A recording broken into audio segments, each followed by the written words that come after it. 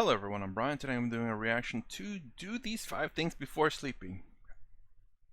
I hope they help me sleep actually, because I know it's my fault that I can't generally sleep well. I try. It's usually maybe me drinking coffee a little bit too late, maybe looking at the phone a little bit too much. But I will say though, whenever I watch YouTube while lying in bed, I tend to fall asleep. Well, I get sleepy. But, you know, I understand. I'm hoping maybe I can learn something to help me go to sleep, especially after drinking coffee. I should stop that. But yes, anyway. So let's see what else I can do to help me. Or I'm assuming this is the things that help you go to sleep. I'm not exactly sure, so let's go ahead and give this a shot. You can incubate a lot of either negative things or positive things in sleep.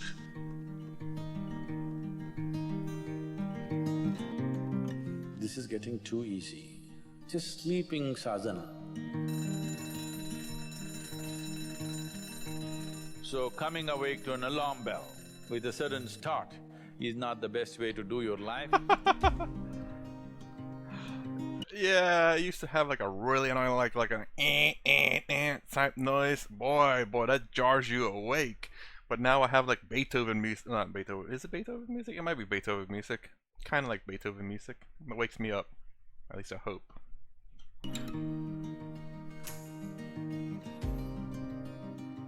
How many of you find that one day morning when you get up without any reason, you're just feeling ugly for no reason? If it is happening even at least 2-3 times a year. If you don't notice it, is it because you're always waking up ugly? I'm trying to think. Do I wake up ugly? I don't think so. I mean, kinda, I guess. I love the fact that my hair is all messed up when I wake up in the morning. It looks all trashy like.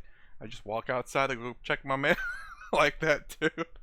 Not giving a care in the world. Just hair all over the place. Look in the mirror. It's like, it's fine. Don't have to go anywhere. I'm perfectly fine. If it is, then you must do certain things before you go to bed. It's very, very important. Because unconsciously, you need to understand this, you can incubate a lot of either negative things or positive things in sleep. Either pleasantness or unpleasantness, you can incubate very effectively, uninterrupted in sleep. You can also incubate it in the day, but there are so many interruptions, it doesn't happen very efficiently. But if you have a tendency to go to bed in a certain way and you wake up in the morning really nasty for simply no reason. Oh yeah, nope, never mind. Completely different story. No, I don't ever wake up completely nasty like that, like rude or anything like that. No. I mean, I wake up tired. That's about the only thing. I mean, if someone interrupts your sleep and wanting like petty stuff, I'm like, oh no, you know, I want to sleep. That means you're incubating things in the night very efficiently. Bad eggs. This is not just about psychological disturbances, it can cause major physiological problems over a period of time. It's important that you eliminate these things from your life. I'm wondering if it's going to go along the lines of, or maybe even wondering if dreams have anything to do with this, because dreams could have a saying on how you feel in life. It is something that maybe you subconsciously think, and not consciously aware of it. Let me not let this video last 20 minutes long, please. Goal number 1. It's a 6-minute video. So, before you go to bed in the night, there are certain things that you need to take care of. Oh, okay, so it is actually, huh? Yeah. It's best if you're eating meat and other kinds of meals, you eat at least 3 to 4 hours before you go to bed. The digestion is over. Before going to bed, drink a certain amount of water and go to bed. You will see it gets taken care of just like this. I will say though, you know, I do drink a lot. I do drink a lot of water too, and boy, does that wake you up. Oh, take a shower. One simple thing can be just a shower. Always to shower before go to bed. It'll make a lot of difference. In this weather, maybe cold showers are difficult. So you go for lukewarm showers, don't go for hot showers in the What? night. Go for lukewarm showers, it What? makes you alert. So you will think, oh, I cannot sleep. It doesn't matter, you will sleep 15–20 minutes or half an hour later, but you will sleep better because it will take away certain things. I'll say I take hot showers all the time. When you shower, it is not just the dirt on the skin that you're taking away. Have you noticed if you're very tense and anxious, whatever, just a shower, you came out and feels like almost the burden has been taken away from you? Have you not noticed this? So it's not just about washing the skin. A whole lot of things happen when water flows over your body. This shower is a very rudimentary bhuti shuddhi because over 70% of your body is actually water. If you run water over it, a certain purification happens, which is beyond cleaning the skin. One more thing if you want to do, you just light an organic oil lamp, a cotton wick, some oil, anything. What do you use here? Normal cooking oil. Linseed oil, rice bran oil or sesame oil, what do you have? Olive oil, fine.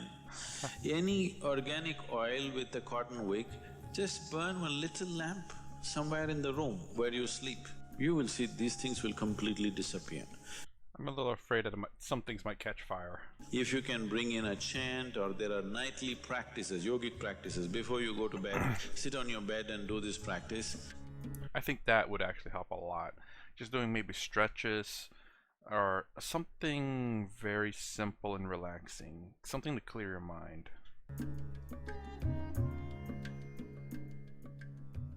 Do you know, if you live for about 60 years, on an average, most human beings are eating anywhere between 1100 to 1400 tons of food. So that means even what you think is my body is not this, it's changing every day.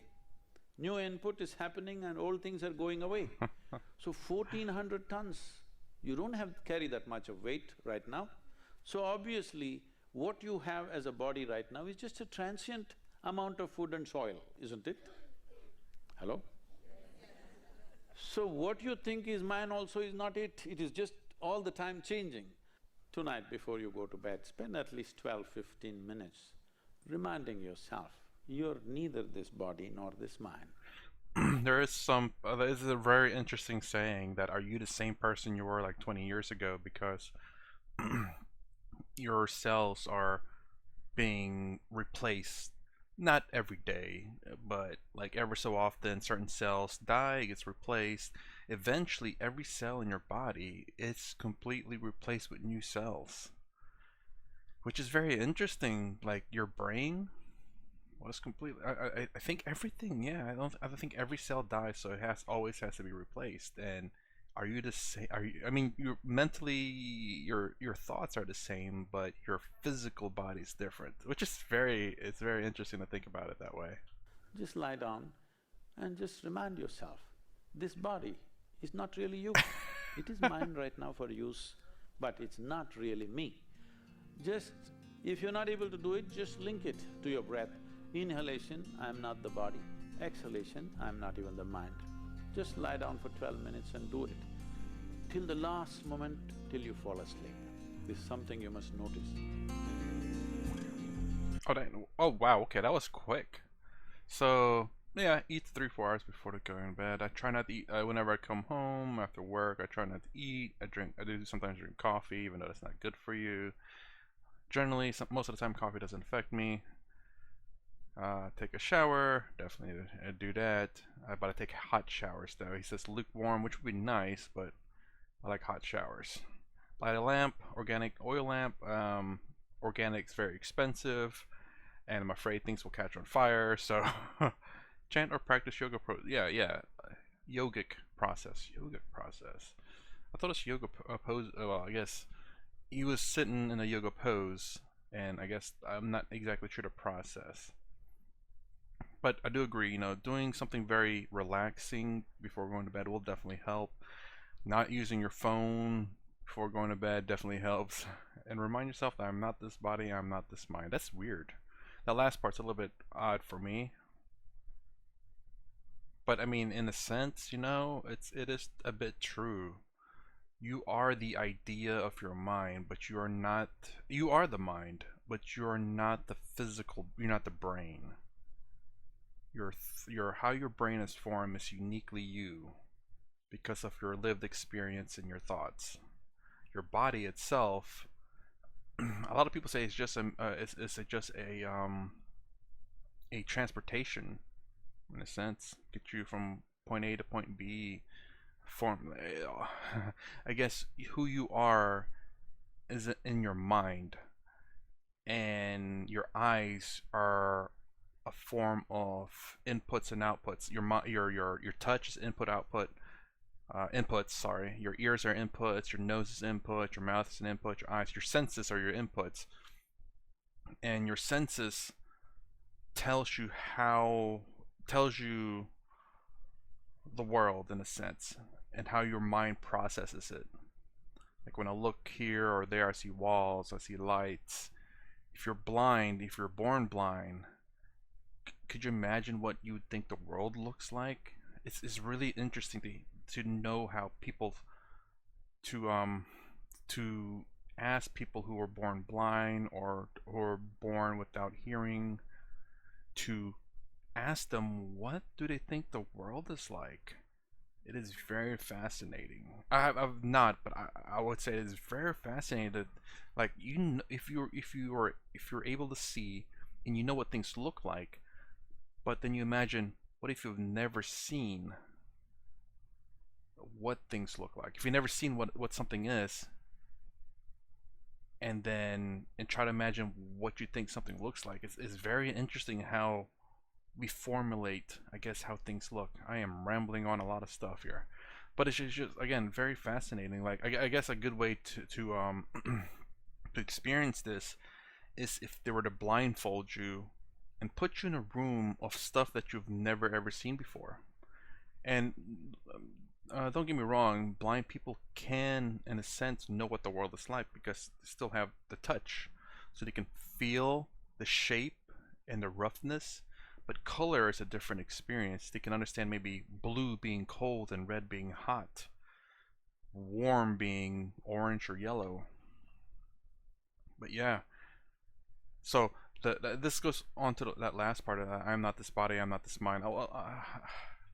Maybe not this brain, but I think you are the mind.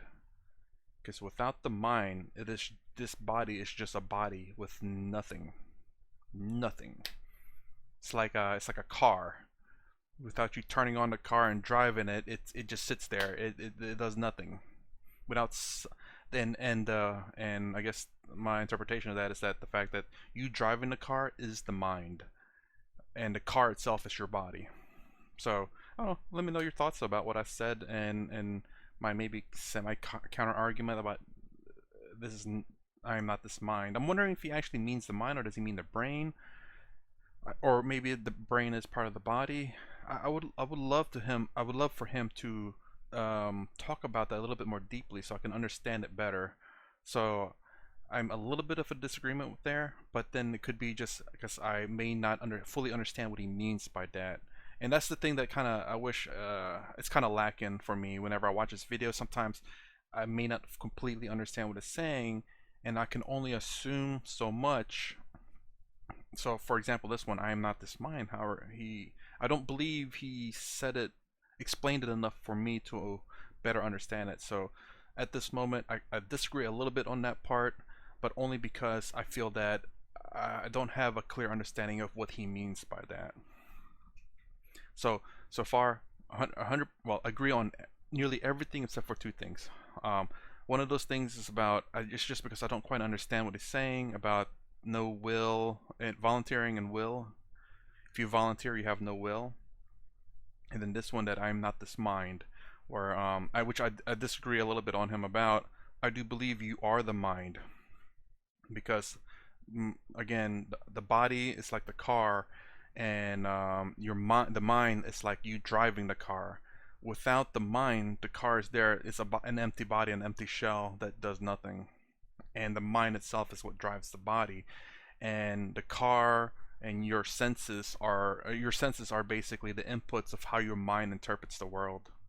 And I think there are some people actually um who has their I think their hearing and their smell senses mixed up, so they can actually hear smell, I think, or something like that. I remember seeing that, but I never really dived in too deep. But that is kind of crazy. I think it's very rare. Again, definitely fact check that. Don't believe in me. Don't believe in what I say. But I definitely now I'm curious about that. And anyways, that's my reaction to do these 5 things before sleeping. I definitely do number one. I definitely I don't know about lukewarm showers though, but I like hot showers. It's even though I turn on the hot water, it's lukewarm anyway. Don't want to necessarily burn something in my room. Too much crap. And definitely doing relaxing poses or things to relax you right before bed would be fantastic, honestly. And the fact that, I mean, reminding yourself that I kind of know that, but I don't know if that will help me go to sleep. That the number 5 one. Alright, that's my reaction to this. If you like my content, please consider subscribing. Thumbs up, thumbs down below. Thanks for watching. I'll see you in the next vid.